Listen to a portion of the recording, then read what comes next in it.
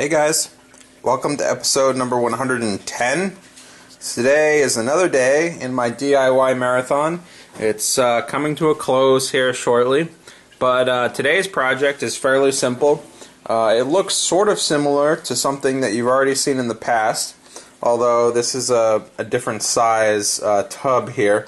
But what this is a breeder box, specifically a breeder box for my mollies. As you'll see here, the bottom has been cut out, and what I've done is put some of that netting, the hardware cloth from, or the hardware netting from last episode, into the bottom of this plastic bin. And then again, as you've seen on my my fry saver video, is I've put some pieces of wacky noodle here on the sides to help keep this floating above the water line.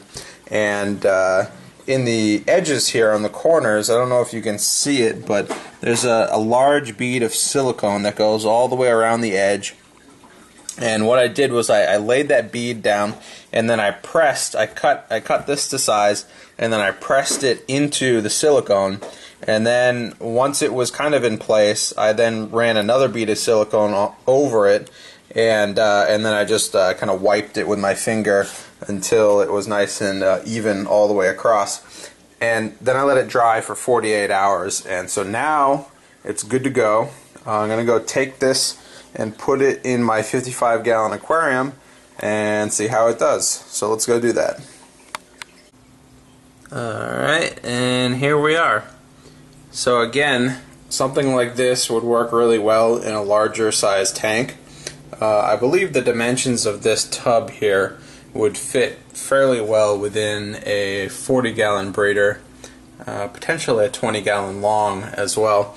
And the concept here is that the adult fish are going to remain inside the tub, and the smaller fish can enter and exit the tub whenever they want.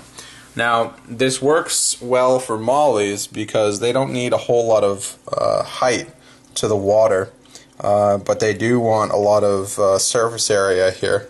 So a large tub like this works really well for them, keeps them up at the surface, allows the fry to drop straight through the screen when they're born. And mollies aren't really known for eating their fry, at least these don't, so I'm not too concerned if the fry end up staying in the tub for a little while.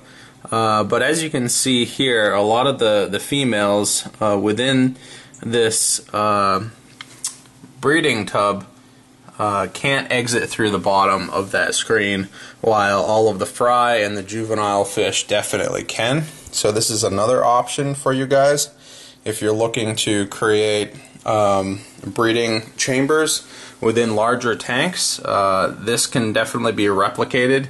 Several of these can be placed in the same tank, and if I was to do that, I would probably line them all up along most of the top of the tank, and it would allow all of the juvenile fish to live down below and in between, and it would allow all the breeder fish to stay within their baskets.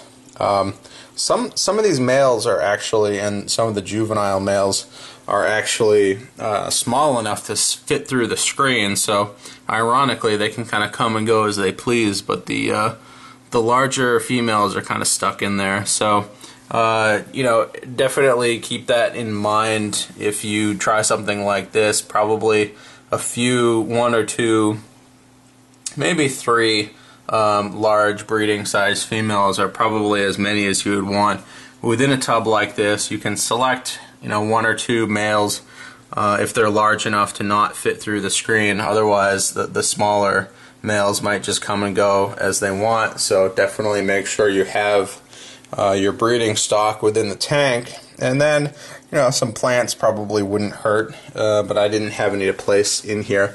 So that's it, guys.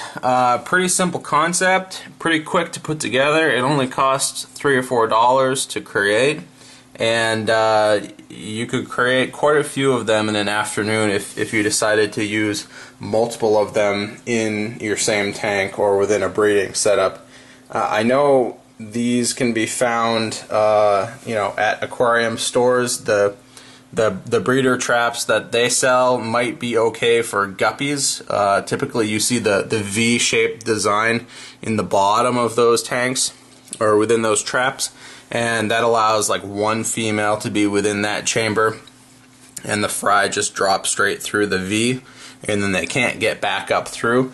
Those are okay, but I find that they're way too small for larger fish, so your mollies and your swordtails definitely wouldn't be able to fit in something like that.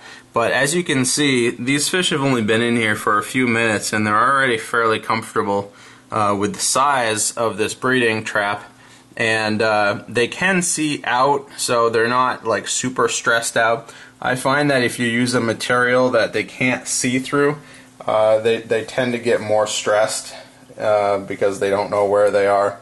But I'm pretty happy with this. I'm pretty happy with the results here. Fairly simple, fairly straightforward, but it does seem to do the job. So if you have a larger tank and you want to isolate a few breeders, this might be the way to do it. It doesn't cost a whole lot, so you can definitely try it out if you want to. And it might make a great companion for the fry saver, which looks very similar to this but doesn't have the open bottom. So go check out that video if you haven't seen that before. I hope you guys enjoyed, and I'll see you later.